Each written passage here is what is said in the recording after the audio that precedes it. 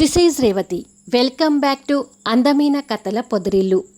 మరో కొత్త కథతో మీ ముందుకొచ్చాను. ఇప్పటి వరకు నేను ఇచ్చిన కథల్ని ఆదరించినట్టే ఈ కథను కూడా ఆదరిస్తారని కోరుకుంటున్నాను. ప్రియమైన రాక్షసి ఎపిసోడ్ నెంబర్ 1. ఒక ఫ్యామిలీ చుట్టూ అల్లుకున్న అందమైన కథ. అతనిది కొన్నేళ్లుగా మనసులో రగులుతున్న కోపం, ద్వేషం. ఆమెది గారాబంగా పెరిగిన చిన్నపిల్లలాంటి అమాయకత్వం, అల్లరితనం. ఈ ఇద్దరు కలిస్తే ఎలా ఉంటుందో తెలియాలి అంటే కథలోకి వెళ్ళాల్సిందే.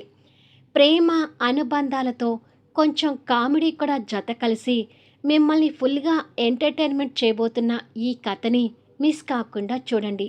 కథ నచ్చితే మన ఛానల్ని సబ్స్క్రైబ్ చేసుకొని బెల్ ఐకాన్ ప్రెస్ చేసి ఉంచితే నేను ఇచ్చిన నోటిఫికేషన్స్ మీకు చేరతాయి.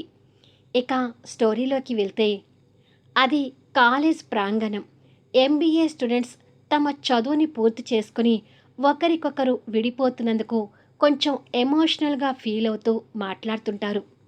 వారిలో చూడగానే ఓ మధ్యతరగతి రైతు కుటుంబంలో పెరుగుతూ సామాన్య వ్యక్తిగా కనిపించే అమరేందర్ ఆలియాస్ అమర్ కూడా స్నేహితులతో మాట్లాడుతూ, బాధపడకండిరా, చదువు పూర్తి చేసుకొని ఇప్పుడు విడిపోయినా అప్పుడప్పుడు మనమందరం మీట్ అవుదాము అని స్నేహితులతో నవ్వుతూ మాట్లాడుతుంటాడు. వారిలో అనాథలై ప్రేమలో ఉన్న రమేష్, దేవి అమర్కి బెస్ట్ ఫ్రెండ్స్. అమర్ ఆ ఫ్రెండ్స్తో మాట్లాడుతూ, మీరు కూడా జాబ్స్ చూసుకొని మ్యారేజ్ చేసుకుంటే మీరిద్దరూ అనాథలనే బాధను మర్చిపోయి హ్యాపీగా ఉంటారు రమేష్ అని అంటాడు. మేం కూడా అదే అనుకుంటున్నాము అంటాడు రమేష్. అనాథలైన మాకు మా పెళ్ళి నువ్వే దగ్గరుండి జరిపించాలి అన్నయ్య అంటుంది దేవి.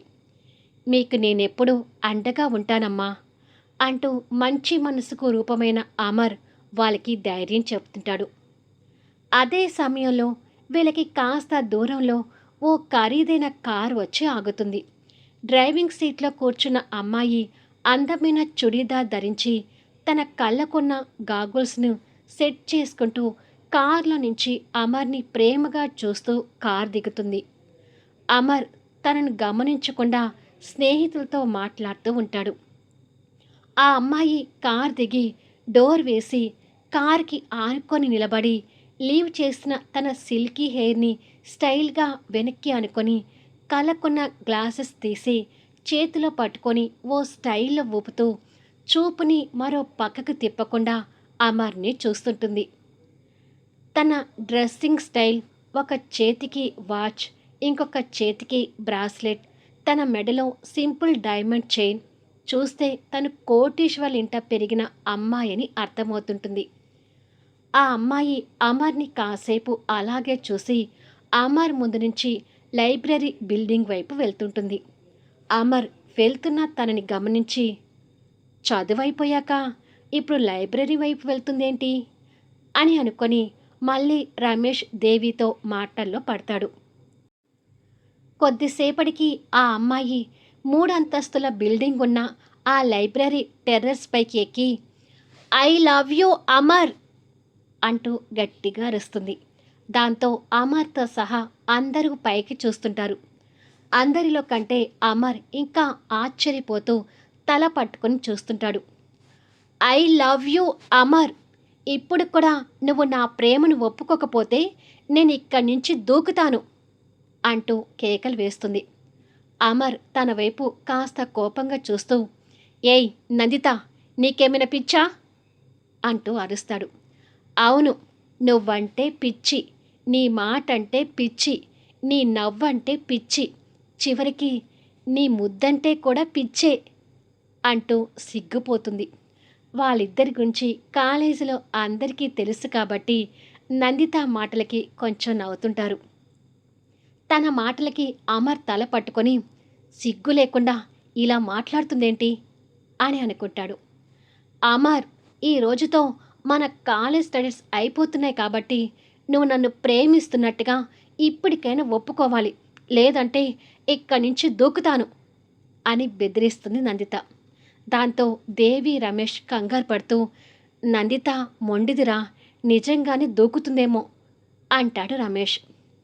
తన మొండితనం గురించి అమర్కి కూడా తెలుసు కాబట్టి కొంచెం టెన్షన్గా తన వైపు చూస్తూ, నువ్వు అక్కడి నుంచి పడితే చచ్చిపోతావు అనుకుంటున్నావేమో, అంత తక్కువ ఎత్తుల నుంచి చావో గాని కాళ్ళు చేతులు మాత్రం విరిగి జీవితాంతం కుంటిదానిలాగా బతకాల్సి వస్తుంది. తర్వాత నీ ఇష్టం అని హెచ్చరిస్తాడు. నేను చావాలనుకోవడం లేదు అమర్, చచ్చిపోతే మళ్ళీ నిన్ను మిస్ అవుతాను కదా, అందుకే అస్సలు చావను. కాకపోతే ఇక్కడి నుంచి కింద పడితే నువ్వన్నట్టుగానే నాకు ఏ కాలో చెయ్యో ఖచ్చితంగా విరుగుతుంది. అప్పుడైనా నా బాధను చూసి నా ప్రేమను ఒప్పుకుంటావేమోనని చిన్న ఆశ అని అంటుంది కాస్త బాధతో చూస్తూ. అయినా నేను ఒప్పుకోను, నీ ఇష్టం, దూకితే దూకు అంటాడు అమర్ నిర్లక్ష్యంగా తనని చూడకుండా పక్కకు తిరుగుతూ. నేను 3 అనేసరికి నా ప్రేమను ఒప్పుకున్నట్టుగా చెప్పకపోతే నేను ఖచ్చితంగా ఇక్కడి నుంచి దూకేస్తాను అంటుంది మొండిగా. అలా అనేసరికి అందరితో పాటు దేవి, రమేష్ కూడా కంగారు పడుతుంటారు. అయినా అమర్లో ఎలాంటి రెస్పాన్స్ లేకుండా అలాగే ఉండిపోతాడు. 1, 2 అంటూ నందిత లెక్క పెడుతుంటుంది. నందిత అక్కడి నుంచి కింద పడితే ప్రమాదానికి గురవుతుందిరా అంటూ రమేష్ కంగారు పడుతూ అమర్కి చెప్తుంటాడు. అవునన్నయ్య, తను కింద పడకుండా చూడు అని అంటుంది దేవి కూడా భయపడుతూ. పాపం అమర్, తన ప్రేమని ఒప్పుకో అని అంటుంది యమున అనే మరో స్టూడెంట్. 3 అంటూ నందిత గొంతు నుంచి విని అమర్ కంగారుగా తన వైపు చూసేసరికి నందిత అప్పటికే పైనుంచి దూకి గాలిలో ఉంటుండగా, నందిత అంటూ అమర్ భయంగా పరిగెత్తుకుంటూ వెళ్తాడు. అందరిలో కూడా అదే కంగారు, భయం కనిపిస్తుంటుంది. క్షణంలో నందిత కింద పడుతుంది అనుకునేలోపు అమర్ పరిగెత్తుకుంటూ వచ్చి తనని 2 చేతుల్లో పట్టుకుంటాడు. దాంతో రమేష్, దేవి, యమునతో సహా అందరూ ఊపిరి పీల్చుకుంటారు. అమర్ చేతిలో పడిన నందిత మాత్రం కళ్ళు మూసుకొని ఉండిపోతుంది. అది చూసి అమర్ భయపడుతూ, నందిత, నందిత, కళ్ళు తెరువు, నువ్వు కింద పడలేదు, నీకు ఏమీ కాలేదురా అంటూ అప్పటి వరకు అణుచుకున్న ప్రేమను అప్పుడు చూపిస్తుంటాడు. అమర్ మాటల్లో ప్రేమను చూస్తున్న నందిత నిదానంగా కళ్ళు తెరిచి నవ్వుతూ అమర్కి కన్ను కొడుతుంది. అప్పటి వరకు తనకి ఏమైనా అయిందేమో అనే భయంలో ఉన్న అమర్ తనని చూసి రిలాక్స్ అవుతూ, ఈడియట్ గర్ల్ అని చిరుకోపంగా తిడతాడు. నువ్వు ఏ మాయ చేస్తున్నావో కానీ నువ్వంటే పడి చస్తున్నాను అమర్ అంటుంది నందిత. నేను ఏ మాయ చేయలేదు, నా వరకు నేను బుద్ధిగా చదువుకుంటూ ఉంటే నువ్వే ప్రేమ అంటూ నన్ను డిస్టర్బ్ చేయడం స్టార్ట్ చేశావు అంటూ తనని కిందికి దింపుతుండగా, ప్లీజ్ అమర్, నన్ను దింపకు, నా కార్ వరకు ఇలాగే తీసుకువెళ్ళవా ప్లీజ్ అంటూ రిక్వెస్ట్ చేస్తుంటుంది. తన కోరికను కాదనలేక అమర్ అలాగే ఎత్తుకొని కార్ దగ్గరికి తీసుకెళ్తుంటాడు. నందిత ప్రేమగా అమర్ మెడ చుట్టూ చేతులు వేసి పట్టుకొని, నా ప్రేమని ఒప్పుకున్నట్టే కదా అని అడుగుతుంది. అమర్ కాస్త బాధపడుతూ, నువ్వు కోటీశ్వర్లింట పుట్టిన అమ్మాయివి నందిత, నాలాంటి మధ్యతరగతి వాడిని పెళ్లి చేసుకొని సంతోషంగా ఉండలేవు అంటూ తనకి నచ్చ చెప్పాలని చూస్తుంటాడు. నాకు ఆ కోట్ల ఆస్తి వద్దు అమర్, నువ్వు నా తోడుగా ఉంటే చాలు, నీకోసం నేను అన్నీ వదిలేసుకుని రావడానికి రెడీగా ఉన్నాను అంటుంది నందిత ప్రేమగా చూస్తూ. అయినా అమర్ దగ్గర నుంచి సమాధానం రాకుండా తనను ఎత్తుకొని తీసుకెళ్తుంటాడు. కావాలంటే నీతో పాటు నేను కూడా పొలానికి వస్తాను, గేదె పాలు పిండటం నేర్చుకుంటాను, పేడ తీయటం నేర్చుకుంటాను, ఇంకా పిడకలు చేయటం కూడా నేర్చుకుంటాను అంటూ అమర్ మీద తనకున్న అమితమైన ప్రేమను చూపిస్తుంటుంది. తన మాటలకి అమర్ జాలిపడుతూ తనని కార్ దగ్గరికి తీసుకెళ్ళి డ్రైవింగ్ సీట్ వైపు డోర్ తీసి, కార్లో కూర్చో అని అంటాడు. అప్పుడే వెళ్ళక తప్పదా అని అడుగుతుంది అమర్ హృదయం మీద వాలి. ఇంకా ఇక్కడే ఉంటే ఇలాగే మాట్లాడతావు, ముందు నీ కార్ తీసుకుని వెళ్ళు అంటాడు తన మీద ప్రేమ చూపిస్తూనే కొంచెం బాధపడుతూ. నందిత మరుక్షణమే అమర్ బుగ్గ మీద గట్టిగా ముద్దు పెడుతుంది. అమర్ ఆ ముద్దు నుంచి తేరుకొని చూసేసరికి నందిత కార్ డ్రైవింగ్ చేస్తూ వెళ్తూ డోర్లో నుంచి అమర్ని చూస్తూ, బాయ్ అమర్, మళ్ళీ రేపు కలుద్దాం అంటూ వెళ్తూ ఉంటుంది. అమర్ బుగ్గని తడుముకుంటూ వెళ్తున్న నందిత వైపు నవ్వుతూ చూస్తుంటాడు. దాదాపు 28 సంవత్సరాల క్రితం జరిగిన ఆ గతం అమర్కి నిద్రలో గుర్తొచ్చి ఉలిక్కి పడుతూ లేచి కూర్చుంటాడు. నందిత ఉందేమోనని రూమ్ అంతా ఆశగా చూసి, నందిత, నందిత అని అంటాడు. కానీ ఎక్కడా కనిపించదు. అంతలో జరిగిన పరిస్థితులు గుర్తొచ్చి బాధపడుతూ, నువ్వు ఎక్కడ ఉన్నావో తెలియదు కానీ ఇక్కడే ఉన్నట్టుగా వెతుక్కుంటున్నా నందిత అని అనుకొని నందిత ముద్దు పెట్టిన బుగ్గని తడుముకోగానే కళ్ళు చెంబగిలుతాయి. అమర్కి వయసు మీద పడి అక్కడక్కడ జుట్టు నెరిసిన మనిషి మాత్రం ఇంకా స్ట్రాంగ్గా, యాక్టివ్గా, టీనేజ్ కుర్రాలకు ఏమాత్రం తీసేసిపోడు అన్నట్టుగా యంగ్ అండ్ హ్యాండ్సమ్గా కనిపిస్తుంటాడు. నందితతో ఉన్న మధుర జ్ఞాపకాలు గుర్తొచ్చేసరికి అమర్ కళ్ళలో కన్నీళ్లు సుడిగుండంలా తిరుగుతుంటాయి. కాసేపటికి అమర్ ఫ్రెష్ అయి రూమ్ నుండి బయటికి వచ్చేసరికి అమర్ వాళ్ళ అమ్మ వితంతువుగా కనిపిస్తూ దమయంతి గారు పూజా మందిరంలో పూజ చేస్తుంటారు. దమయంతి గారి నోటి వెంట వస్తున్న సహస్రనామ స్తోత్రం వింటూ ఆ పూజా మందిరం ముందుకు వెళ్ళి ధ్యానంతో ఆ భగవంతుడికి నమస్కరిస్తూ ఉంటాడు అమర్.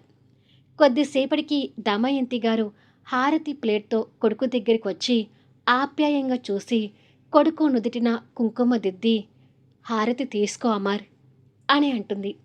అమర్ భక్తి భావంతో హారతి తీసుకొని, ఇంత పొద్దున్నే ఎందుకు లేచావమ్మా, కాసేపు పడుకోవచ్చు కదా అని అంటాడు. నేను ఎవరి కోసం పూజలు చేస్తున్నానో తెలుసు కదా అమర్, సమయానికి ఈ పూజలు చేయకపోతే నా మనసులో ఉండదు అంటుంది దమయంతి గారు బాధపడుతూ. అమర్ బాధగా నవ్వి ఇక ఏమీ మాట్లాడలేక కిచెన్లోకి వెళ్తాడు. స్ట్రాంగ్గా కాఫీ కలుపుతుంటాడు. ఓ బెడ్రూమ్లో నిద్ర మత్తులో నిండా ముసుగు తన్ని పడుకొని, మావయ్య, కాఫీ, కాఫీ మావయ్య అంటూ ఆగకుండా నిద్ర మత్తులోనే కేకలు వేస్తుంటుంది మన హీరోయిన్. అమర్ కాఫీ కప్పుతో ఆ రూమ్లోకి వచ్చేసరికి, కాఫీ మావయ్య అంటూ ఆ ముసుగు తీయకుండానే కేకలు వేస్తున్న తనను చూసి, కాఫీ తీసుకొచ్చాను ఆనంది అని అంటాడు. మామయ్య మాటలు వినగానే ముసుగు తీసి కాస్త చెదిరిపోయిన జుట్టుతో అమాయకత్వం ఒలకబోస్తూ అందమైన ముఖానికి ఆనందమే ఆభరణంగా మలుచుకొని ఇంకా అందంగా కనిపిస్తూ కూర్చున్న ఆనంది, గుడ్ మార్నింగ్ మావయ్య అని అందమైన నవ్వుతో చెప్తుంది. గుడ్ మార్నింగ్ తల్లి, కాఫీ చల్లారిపోతుంది, త్వరగా తాగు అంటూ తనకి కాఫీ కప్ ఇచ్చి చెదిరిపోయిన తన జుట్టుని సరిచేస్తుంటాడు. ఆనంది కాఫీ సిప్ చేసి, సూపర్ మావయ్య, ఉదయం లేవగానే నీ చేతి కాఫీ టేస్ట్ చేస్తే చాలు నాలో కొత్త ఆనందం ఉరకలు వేస్తుంటుంది అంటూ ఆ టేస్ట్ని ఆస్వాదిస్తూ కాఫీ తాగుతుంటుంది. అమర్ నవ్వుతూ తన తల మీద చిన్నగా ఒకటి కొట్టి, నిన్ను గారాబం చేసి చెడగొడుతున్నాను అని మా అమ్మ ఇప్పటికే నన్ను తిడుతుంది. నువ్వు కూడా అలాగే తయారయ్యావు. ఈ ఇంట్లో కిచెన్ ఎక్కడ ఉంటుందో ఇంతవరకు నీకు తెలీదు. నా చేతి కాఫీ తాగంది బెడ్ మీద నుంచి లేవవు. నువ్వు ఇలా తయారైతే ఎలానమ్మా? రేపు నీకొచ్చే మొగుడు నేను ఎలా భరిస్తాడు? పొరపాటున నీకొచ్చే మొగుడు అత్త నాలాగా మెత్తగా కాకుండా స్ట్రిక్ట్గా ఉంటే నీ పరిస్థితి ఏంటి అని అడుగుతాడు ఆనందిని అపురూపంగా చూస్తూ. వాళ్ళు ఎంత పెద్ద మోతుబరులైనా సరే నా దగ్గర పిల్లిలా మారిపోయి నన్ను చచ్చినట్టు భరించాల్సిందే మావయ్య. అలా నన్ను నా అల్లరిని భరించేవాళ్ళే నాకు మొగుడిగా అత్తగా వస్తారు. నా మొగుడు కూడా నన్ను ఇలాగే బెడ్ కాఫీతో బెడ్ మీద నుంచి లేపాల్సిందే అంటూ కలలు కంటూ చెప్తుంది. అమర్ నవ్వి అల్లరి పిల్లవి అంటాడు. ఆనంది కాఫీ తాగి కప్పు పక్కకు పెడుతూ, అసలు నువ్వు పెళ్లి చేసుకోకుండా ఎందుకు ఉన్నావు మావయ్య? నువ్వు పెళ్లి చేసుకుని ఒక కొడుకుని కని ఉంటే నేను హాయిగా నీ కొడుకుని పెళ్లి చేసుకొని నీ కళ్ళ ముందే కోడలిగా ఉండేదాన్ని కదా అని అంటుంది. తను అలా మాట్లాడగానే ఓ గుడిలో అమర్ నందితని పెళ్లి చేసుకోవటం, ఓ పల్లెటూరులో అందమైన ఓ పొదరింట్లో భార్యతోనూ తల్లితోనూ ఆనందంగా గడపటం, అమర్ నందితల అందమైన సంసారానికి గుర్తుగా వాళ్ళకి ఒక బాబు జన్మించటం, ఆ బాబుకి అశ్విన్ కుమార్ ఆలియాస్ అశ్విన్గా నామకరణం చేయడం, 6 సంవత్సరాల వయసున్న అశ్విన్తో అమర్ ఆడుకోవటం, తండ్రిని అమితంగా ప్రేమిస్తున్న అశ్విన్ కూడా తండ్రిని అల్లుకుపోయి ముద్దు ముద్దు మాటలు చెప్పడం, కళ్ళ ముందు కదులుతూ గతంలోకి వెళ్తాడు. అమర్ దాదాపు 3 సంవత్సరాల వయసున్న ఆనందిని ఎత్తుకొని ఉంటే 5 సంవత్సరాల వయసున్న ఆనంది అన్నయ్య అయిన చైతన్య అమర్ని చుట్టుకొని భయంగా నిలబడి ఉంటాడు. వాళ్ళకి ఎదురుగా ఉన్న నందిత కొడుకు అశ్విన్ చేయి పట్టుకొని కన్నీళ్ళు పెడుతూ, ఆ పిల్లల కోసం మమ్మల్ని వదులుకుంటాను అంటావేంటి అమర్? నిన్ను ప్రేమించి నీకోసం అన్నీ వదిలేసి వచ్చినందుకు నువ్వు నాకిచ్చే విలువ ఇదేనా? ఇన్నాళ్ళ మన సంసారంలో నన్ను అర్థం చేసుకుంది ఇదేనా అమర్ అని దీనంగా అడుగుతుంది నందిత. తెలిసి తెలియని వయసులో ఉన్న అశ్విన్ కూడా ఆ మాటల్ని అమాయకంగా వింటూ తండ్రి వైపు చూస్తుంటాడు. ఆనంది చైతన్యని పట్టుకొని ఉన్న అమర్ ఎదురుగా ఉన్న భార్య కొడుకుని చూస్తూ, దేవి రమేష్ ఇద్దరు అనాథలని నీకు తెలుసు కదా, వాళ్ళిప్పుడు మర్డర్ అయ్యి చనిపోయారు. వాళ్ళ పిల్లలైన ఆనంది చైతన్యల బాధ్యత నా మీద ఉంది. ఇప్పుడు నాకు ఈ పిల్లలే ముఖ్యం. వీళ్ళని ప్రాణంగా చూసుకోవడమే నా ముందున్న బాధ్యత. ఈ ఇద్దరు పిల్లల కంటే నాకు ఎక్కువ ఎవరూ కాదు. చివరికి మీరిద్దరు కూడా. అందుకే అశ్విని తీసుకొని నా జీవితంలో నుంచి దూరంగా వెళ్ళిపో నందిత అని కష్టంగా చెప్తున్నాడు అమర్. ఏమీ మాట్లాడలేని నిస్సాయ స్థితిలో ఉన్న దమయంతి గారు కోడలు మనవణ్ణి చూసి కన్నీళ్ళు పెడుతుంటుంది. అప్పటి వరకు తండ్రంటే ప్రేమగా మెలిగే పసివాడైన అశ్విన్ మనసులో అమర్ మాటలు బలంగా నాటుకుపోయి తండ్రి మీద ద్వేషాన్ని కలిగిస్తుంటాయి. అశ్విన్ ఆ మాత్రం అర్థం చేసుకుంటున్నాడు కానీ అశ్విన్ కంటే చిన్నవాళ్ళై తల్లిదండ్రులకు దూరమైన చైతన్య ఆనందికి పసితనంతో అక్కడ జరుగుతున్నది ఏది అర్థం కాక అమాయకంగా చూస్తుంటారు. అమర్ కోసం తన వాళ్ళని కోట్ల ఆస్తిని వదిలేసి వచ్చిన నందిత ఇప్పుడు అమర్ మాటలు భరించలేకపోతున్నట్టుగా చూస్తూనే, కావాలంటే ఆ పిల్లలు కూడా మన అశ్విన్తో సమానంగా చూస్తాను అమర్, వాళ్ళకి నా ప్రేమను కూడా పంచుతాను అని అంటుంది. అమర్ అతి కష్టం మీద బలవంతంగా భార్య కొడుకు మీద ఉన్న అమితమైన ప్రేమని దిగమింగుకుంటూ, లేదు నందిత, నువ్వు అశ్విన్ నా జీవితం నుంచి వెళ్ళిపోవడమే నాకు కావాల్సింది. ఇప్పుడు నా జీవితంలో మా అమ్మ, ఆనంది, చైతన్య తప్ప ఎవ్వరూ లేరు. నువ్వు అశ్విన్ వస్తున్నట్టుగా మీ నాన్నగారికి ఫోన్ చేసి చెప్పాను. మీకోసం ఆయన ఎదురు చూస్తుంటాడు. దయచేసి వాడిని తీసుకొని వెళ్ళు అని అంటాడు.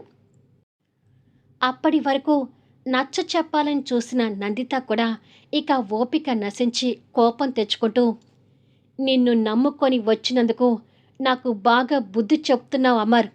ఇప్పుడు చెప్తున్నాను విను. నువ్వు మమ్మల్ని వదులుకోవటం లేదు. నేను నా కొడుకే నిన్ను వదులుకొని వెళ్తున్నాం. మమ్మల్ని ఇంతగా అవమానించి బాధ పెడుతున్నందుకు నీ మీద ప్రతీకారం తీర్చుకోకుండా ఉండలేను అమర్ అని ఆవేశంగా చెప్తుంది. అమర్ అంటూ ప్రేమగా పిలిచే నందిత నోటి వెంట ప్రతీకారం అనే ఆవేశపూరితమైన మాటలు విని భరించలేక ఎంత నరకం అనుభవిస్తున్నాడో అమర్కి మాత్రమే తెలుసు. అప్పటి వరకు ప్రేమను పంచిన తండ్రి ఇప్పుడు తమని కాదనుకోవటం అశ్విన్ కూడా తట్టుకోలేకపోతుంటాడు. చైతన్య ఆనంది కోసమే తమని కాదనుకుంటున్నాడని ఆ పసి హృదయానికి అర్థమై ఇన్ని రోజులు చైతన్య ఆనందితో స్నేహితులుగా కలిసి ఆడుకున్న అశ్విన్ ఇప్పుడు తండ్రితో పాటు వాళ్ళను కూడా శత్రువులుగా చూస్తుంటాడు. నందిత కన్నీళ్లు పెడుతూ అశ్విన్ చెయ్యి పట్టుకొని ఆ ఇంటి గడప దాటి వెళ్ళిపోతుంటుంది. అశ్విన్ కూడా వాళ్ళ ముగ్గురు వైపు భరించలేని ద్వేషంతో చూస్తూ తల్లితో వెళ్తుంటాడు. ప్రాణమైన భార్య కొడుకు దూరం అవుతున్నందుకు అమర్ నరకాన్ని అనుభవిస్తూనే ఆనందిని చైతన్యని పట్టుకొని కన్నీళ్ళు పెడుతుంటాడు. కోడలు మనవడు ఇల్లు వదిలి అలా వెళ్తున్నందుకు దమయంతి గారు కూడా కుమిలిపోతుంటుంది. నందిత కన్నీళ్ళు పెట్టుకుంటూ ఆ ఇంటి గుమ్మం దాటి అశ్విన్ చెయ్యి పట్టుకొని వీధిలోకి వచ్చేసరికి నందితకి కళ్ళు తిరుగుతుంటాయి. అశ్విన్ అది గమనించి ఏమైందమ్మా అని అడుగుతాడు. కడుపులో మరో బిడ్డ ప్రాణం పోసుకోబోతుందని నందితకు అప్పుడు అనుమానం వస్తుంటుంది. ప్రెజెంట్ ఆనంది అమర్ ముఖం మీద చిటికలు వేస్తూ ఏమైంది మావయ్యా, ఏదో ఆలోచిస్తున్నావు అని అడుగుతుంది. దాంతో అమర్ గతంలో నుంచి వచ్చి ఏమీ లేదమ్మా అని, నాకు పెళ్ళై ఒక కొడుకు కూడా ఉన్నాడు ఆనంది. ఆ విషయాలు ఏవి మీకు చెప్పలేను. అసలు నా భార్య నా కొడుకు ఎక్కడ ఉన్నారో అని మనసులో అనుకొని వాళ్ళ మీద ప్రేమతో వస్తున్న కన్నీళ్లు కంట్రోల్ చేసుకుంటూ, నీకు కాలేజ్కి టైం అవుతుంది కదా, లేచి ఫ్రెష్ అవ్, లేదంటే బామ్మ వచ్చి ముట్టికాయలు వేస్తుంది అని చెప్పి అమర్ ఖాళీ కప్పు తీసుకుని వెళ్తాడు. అమ్మో, బామ్మ వస్తే ఆడపిల్లవి ఇంతసేపు పడుకుంటే ఎలా అంటూ సూక్తులు మొదలుపెట్టి చంపుతుంది అనుకుంటూ ఆనంది లేస్తుంది. మరొక రూమ్లో ఆనంది అన్నయ్య చైతన్య స్నానం చేసి వచ్చి అక్కడున్న టవల్ తీసుకొని అద్దం ముందుకొచ్చి మొహం తుడుచుకుంటూ ఉంటాడు. కొద్దిసేపటికి మొహం తుడుచుకొని అద్దంలోకి చూసేసరికి ముఖం నిండా ఆయిల్ మరకలు కనిపిస్తుంటాయి. ఆ ముఖం చూసి షాక్ అవుతూ ఆ టవల్ వైపు చూసేసరికి ఆ టవల్కి ఆయిల్ పూసి ఉంటుంది. అప్పటి వరకు చాటుగా ఉన్న ఆనంది వాళ్ళ అన్న ముఖాన్ని చూసి పకపక నవ్వుతూ బయటకొస్తుంది. చైతన్య తన వైపు కాస్త కోపంగా చూస్తూ, అనుకున్న ఆనంది, ఇదంతా నీ పని అని చెప్తానుండు నీ సంగతి అంటూ ఆనంది వెంట పడుతుంటాడు. నన్ను పట్టుకోలేవు అన్నయ్య అంటూ ఆనంది నవ్వుతూ ఆ రూము వదిలి బయటికి పరిగెడుతుంది. ఇవాళ నా చేతిలో అయిపోయావు ఆనంది అంటూ చైతన్య చెల్లి వెంట పడుతుంటాడు. హాల్లోకి పరిగెత్తుకుంటూ వచ్చిన ఆనంది బామ్మ వెనక్కొచ్చి, చూడండి బామ్మ, అన్నయ్య నన్ను కొట్టడానికి వస్తున్నాడు అని కంప్లైంట్ లాగా చెప్తుంది. అబ్బా, అప్పుడే మొదలుపెట్టారా మీ అన్న చెల్లెలు పొట్లాటలు అంటుంది దమయంతి గారు కాస్త కోపంగా. ఒకసారి నా మొహం చూడు బామ్మ, నల్లగా ఎలా అయిపోయిందో. రాను రాను మావయ్య గారాబంతో తన అల్లరి ఎక్కువవుతుంది బామ్మ అంటాడు చైతన్య ఆనంది మీద ప్రేమతో కూడిన కోపాన్ని చూపిస్తూ. ఏ ఆనంది, నిజంగానే రోజు రోజుకి నీ అల్లరి ఎక్కువ అవుతుంది. రేపు నీ అత్తగారింటికి వెళ్ళి ఇలాగే అల్లరి చేస్తే వాళ్ళు ఊరుకుంటారా అని అడుగుతుంది బామ్మగారు. ఊరుకోకపోతే నేను మావయ్య కలిసి వాళ్ళ అత్తింటి వాళ్ళతో చెడుగుడు ఆడుకుంటాం బామ్మ అంటూ అంతలోనే చైతన్య తన ప్రియమైన చెల్లెలికి సపోర్ట్ చేస్తాడు. అది విని బామ్మగారు అవాక్కవుతూ, మీ అన్న చెల్లి మధ్యలోకి రావటం నాది తప్పు అంటుంది కాస్త కోపంగా. అది బామ్మ మా అన్నయ్య అంటే అంటూ ఆనంది ఫోజులు కొడుతుంది. ఆఫీస్కి రెడీ అయిన అమర్ వాళ్ళ అల్లరిని చూసి బయటికొచ్చి, ఇంకా ఆ మొహంతోనే ఉన్నావేంట్రా, వెళ్ళి కడుక్కో అంటాడు చైతన్యని చూస్తూ. చూడు మావయ్య, నీ గారాబంతో ఆనంది అల్లరి ఎక్కువైపోతుంది అంటాడు చైతన్య కాస్త కోపంగా. మీ అన్నా చెల్లెల మధ్యలోకి రాకూడదని మా అమ్మకు ఇప్పుడు తెలిస్తే నాకు ఎప్పుడో తెలుసు అంటాడు అమర్ నవ్వుతూ. చైతన్య కూడా నవ్వుతూ, నిజమే మావయ్య, నా చెల్లిని నేనంటే ఏమో కానీ ఇంకెవరైనా తనని ఒక్క మాటన్నా నేను అస్సలు భరించలేను అంటాడు చైతన్య ఆనంది తల నిమురుతూ. ఆనందిని ఇంకెవరో కాదు, నువ్వు ఏదైనా అన్నా కూడా నేను భరించలేను చైతన్య అంటాడు అమర్ కూడా ఆనందిని దగ్గరికి తీసుకుంటూ. ఇలా ఇద్దరు కలిసి తనని గారాబం చేసి చెడగొట్టండి అంటుంది బామ్మగారు. ఏ ముసలి, మమ్మల్ని ఇలా చూస్తే నీకు కుళ్ళు పుడుతుంది కదా అంటుంది ఆనంది బామ్మగారి వైపు కాస్త కోపంగా చూస్తూ. అవునే, కుళ్ళు పుడుతుంది. నిజంగానే నిన్ను పూటకి 4 సార్లు వాయించే మొగుడు రావాలి, అప్పుడు కానీ నీకు బుద్ధొస్తుంది అంటుంది బామ్మగారు కూడా కాస్త కోపంతో. వస్తే నాతో పాటు నిన్ను కూడా 2 తగిలించమని చెప్తాలే అంటూ ఆనంది నవ్వుతూ బామ్మగారి 2 బుగ్గలు పట్టుకొని గుంజుతుంటుంది. ఆనంది అల్లరి మాటలకి బామ్మగారు కూడా పడిపోయి ఆనంది నుదుటిన ప్రేమగా ముద్దు పెట్టుకొని, నీ పేరుకి తగ్గట్టు నువ్వు ఎప్పుడూ ఆనందంగా ఉండాలి అని అంటుంది. థ్యాంక్ యూ బామ్మ అంటూ ఆనంది బామ్మని అల్లుకుపోతుంది. వాళ్ళ ఇద్దరిని చూసి అమర్ నవ్వుతూ తర్వాత ఆయిల్ మరకలతో ఉన్న చైతన్యని చూసి, ఏంటి చైతన్య, ఇంకా అలాగే ఉన్నావు? ఆఫీస్ టైం అవుతుంది, త్వరగా రెడీ అయ్యిరా, బయలుదేరదాం అని అంటాడు. ఇప్పుడే వస్తాను మావయ్య అని చైతన్య లోపలికి వెళ్తాడు. చైతన్యకి కూడా అమర్ అంటే అమితమైన ప్రేమ, గౌరవం, భక్తి. కుటుంబంలోనైనా బిజినెస్లో వ్యవహారాల్లోనైనా అమర్ని కాదని ఎలాంటి నిర్ణయం తీసుకోడు. నేను కూడా వెళ్ళి కాలేజ్కి రెడీ అవుతాను అంటూ ఆనంది వెళ్ళిపోతుంది. అమర్ కూడా అక్కడి నుంచి వెళ్ళేసరికి దమయంతి గారు అక్కడ సోఫాలో కూర్చొని కోడలతో పెంచుకున్న అభిమానం, మనవడు అశ్విన్తో ఆడిన చిలిపి ఆటలు గుర్తు తెచ్చుకొని కన్నీళ్ళు పెడుతుంటుంది. కొద్దిసేపటికి అమర్ ఎంతో ఇష్టంగా పేరు పెట్టుకున్న ఏఎన్ఏ గ్రూప్ ఆఫ్ కంపెనీ అయిన వాళ్ళ ఆఫీస్లోకి చైతన్యతో కలిసి వస్తుంటాడు. ఏ అంటే అమర్, ఎన్ అంటే నందిత, ఏ అంటే అశ్విన్. కొద్దిసేపటికి అమర్, చైతన్య కలిసి ఛాంబర్లోకి వెళ్తారు. అమర్ చైర్లో కూర్చుంటూ, నిన్న సబ్మిట్ చేసిన టెండర్ కాంటాక్ట్ మన కంపెనీకి వస్తుంది అనుకున్నాను, ఇంతవరకు దాని ఇన్ఫర్మేషన్ తెలియలేదు. ఒకసారి మేనేజర్కి ఫోన్ చేసి లోపలికి రమ్మను చైతన్య అని అంటాడు. సరే మావయ్య అంటూ చైతన్య ఫోన్ చేస్తుంటాడు. కొద్దిసేపటికి అమర్ షాక్ అవుతూ, వాట్, ఈ కాంట్రాక్ట్ కూడా ఎన్ఏఎస్ వాళ్ళకు పోయిందా? అసలు ఎవరు ఈ ఎన్ఏఎస్ కంపెనీ వాళ్ళు? మన మీద ఏదో కక్ష కట్టినట్టుగా చేస్తున్నారేంటి అంటూ ఎదురుగా ఉన్న మేనేజర్ని ప్రశ్నిస్తాడు. ఎన్ఏఎస్ కంపెనీ ఓనర్స్ ఎవరు అనేది నాకు కూడా పూర్తిగా తెలియదు సార్. కాకపోతే వాళ్ళు అబ్రాడ్లో ఉండే ఈ కంపెనీ బాధ్యతల్ని చూసుకుంటున్నారని అర్థమవుతుంది. అయితే ఈ కంపెనీ చైర్పర్సన్ పేరు తెలియదు కానీ తను ఒక లేడీ అని చెప్తున్నారు. ఆమె తన కొడుకు కలిసి ఈ కంపెనీ బాధ్యతలు చూస్తున్నారని తెలిసింది. త్వరలో వాళ్ళు ఇండియా కూడా వస్తున్నారని అనుకుంటున్నారు సార్ అంటాడు మేనేజర్. అమర్ అసహనం చెందుతూ, ఎవరసలు ఆ తల్లి కొడుకు? ఇప్పటికే ఆ కంపెనీ వల్ల నేను చాలా నష్టపోయి ఆర్థిక ఇబ్బందులు ఇరుక్కున్నాను అని మనసులో అనుకుంటాడు. కంపెనీ విషయాలన్నీ చైతన్యకి కూడా తెలుసు కాబట్టి ఆ విషయాన్ని జీర్ణించుకోలేకపోతుంటాడు. ఏంటో సార్, ఆ ఎన్ఏఎస్ కంపెనీ వాళ్ళు మిమ్మల్ని ఓ శత్రువులా చూస్తున్నారేమో అనిపిస్తుంది అంటాడు మేనేజర్.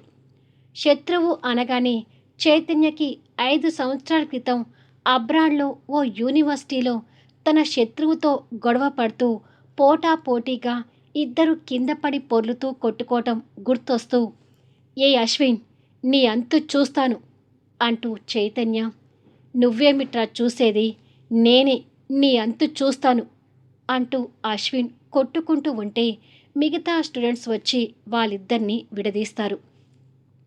అప్పటికే వాళ్ళ ఇద్దరి మొహాలకి రక్తం చిందుతున్న గాయాలయ్యి ఒకరికొకరు భరించలేని ద్వేషంతో చూసుకుంటూ ఉంటారు.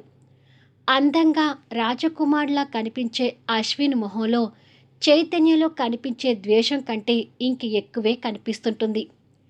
అశ్విన్ వైపు చైతన్య రగిలిపోతూ చూస్తూ, నాకంటూ ఉన్న శత్రువి నువ్వొక్కడివే అని అంటాడు. నాకు నీతో పాటు మరో ఇద్దరు కూడా ఉన్నారులే అంటాడు అశ్విన్ అమర్ ఆనందిని ఉద్దేశిస్తూ. రే చైతన్య, బిజినెస్లో ఇవన్నీ మామూలే. ఇక పోయినా ఆ కాంట్రాక్ట్ గురించి వదిలేసేయ్, దాని గురించి ఆలోచించకు అంటూ అమర్ మాటలతో చైతన్య ఆ గతం నుంచి బయటకొచ్చి, సరే మావయ్య అని ఏదో అనుమానంతో ఆ శత్రువు గురించి ఆలోచిస్తూనే ఉంటాడు. అబ్రాడ్లో ఎన్ఏఎస్ గ్రూప్ ఆఫ్ ఇండస్ట్రీస్కి చైర్పర్సన్ అయిన నందిత వయసు మీద పడుతున్న వన్నె తగ్గని అందంతో తన కళ్ళల్లోకి సూటిగా చూడటానికి కూడా భయపడేంత హుందాతనంతో తన హోదాకి తగ్గట్టుగా నిండైన చీరకట్టుతో డిగ్నిటీగా కనిపిస్తూ ఆఫీస్ చైర్లో కూర్చొని చేతిలో పెన్ను పట్టుకొని వేల సందులో నుంచి పెన్ను తిప్పుతూ ఇండియా నుంచి రాబోయే ఫోన్ కాల్ కోసం వెయిట్ చేస్తూ ఉండగా ఫోన్ రింగ్ అవుతుంటుంది. ఫోన్ లిఫ్ట్ చేసి హలో అని అంటుంది తన గాంభీరమైన స్వరంతో. గుడ్ న్యూస్ మేడం, మళ్ళీ ఏఎన్ఏ కంపెనీని ఓడించి కాంట్రాక్ట్ మనమే గెలుచుకున్నాం అనే మాటలు వినపడుతుంటాయి. అప్పటి వరకు సీరియస్ లుక్తో ఉన్న నందిత ఆ మాటలు వినగానే పెదవుల మీద పొగరుతో కూడిన చిరునవ్వు తెచ్చుకొని ఓకే అని చెప్పి ఫోన్ కట్ చేసి అమర్ మీద కోపంతో మండిపోతూ, ఇది ఏముంది అమర్, ఇంకా ముందు ముందు నేను నా కొడుకు అంటే ఏంటో చూపిస్తాము. నిన్ను అనుక్షణం ఊపిరాడకుండా చేస్తాము. తండ్రి అంటేనే ద్వేషం అని అర్థం చేసుకుంటున్న మన కొడుకు అశ్విన్ నాకు తోడుగా ఉన్నాడు. కోర్స్ నీకు కొడుకు ఉన్నాడని తెలుసు, కానీ కూతురు శిరీష ఉందని విషయం తెలియదు కదా అంటూ బాధతో కూడిన పొగరుతో నవ్వుకుంటూ చేతి సందుల్లో తిప్పుతున్న పెన్నుని కసిగా విరకొడుతుంది. స్టోరీ అర్థమైంది కదా. అమర్ నందిత ప్రేమించి పెళ్లి చేసుకుంటారు. వాళ్ళకి అశ్విన్ అని ఒక బాబు పుట్టి చిన్నతనంలో విడిపోయారు. అప్పటికే అమర్ బెస్ట్ ఫ్రెండ్స్ అయిన దేవి రమేష్ మర్డర్కి గురై చనిపోయారు. వాళ్ళకి పుట్టిన పిల్లలు చైతన్య, ఆనంది. అమర్ భార్యని కొడుకుని దూరం చేసుకొని చైతన్య, ఆనంది బాధ్యత తీసుకున్నాడు. అసలు అమర్ అంతగా ఆరాధిస్తున్న నందితని అశ్విన్ని ఎందుకు దూరం చేసుకున్నాడు? ఆనంది, చైతన్య పేరెంట్స్ అయిన దేవి రమేష్ ఎందుకు మర్డర్ అయ్యారు? నందిత, అశ్విన్ ఇండియాకు వస్తే కథ ఎలా ఉండబోతుంది?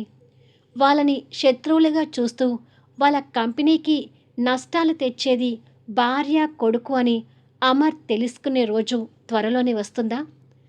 తండ్రికి దూరమై కొన్నేళ్లుగా మనసులో రగులుతున్న కోపం, ద్వేషం అశ్విన్ది. మామ పెంపకంలో గారాబంగా పెరిగిన చిన్నపిల్లలాంటి అమాయకత్వం ఆనందిది. ఈ ఇద్దరి మధ్య ఆసక్తికరమైన సన్నివేశాలతో ఒక ఫ్యామిలీ చుట్టూ జరిగే అద్భుతమైన కథని మిస్ కాకుండా చూడండి. ఇది ఫస్ట్ ఎపిసోడ్ కాబట్టి దయచేసి స్టోరీ చూసిన వాళ్ళు లైక్తో పాటు హైప్ కూడా ఇచ్చి మీ అమూల్యమైన కామెంట్స్ అందచేయండి. ఇలాంటి ఇంట్రెస్టింగ్ స్టోరీస్ కోసం మన ఛానల్స్ని సబ్స్క్రైబ్ చేసుకొని బెల్ ఐకాన్ ప్రెస్ చేస్తే నేను ఇచ్చే అప్డేట్స్ మీకు నోటిఫికేషన్ రూపంలో చేరుతాయి. Thank you for listening.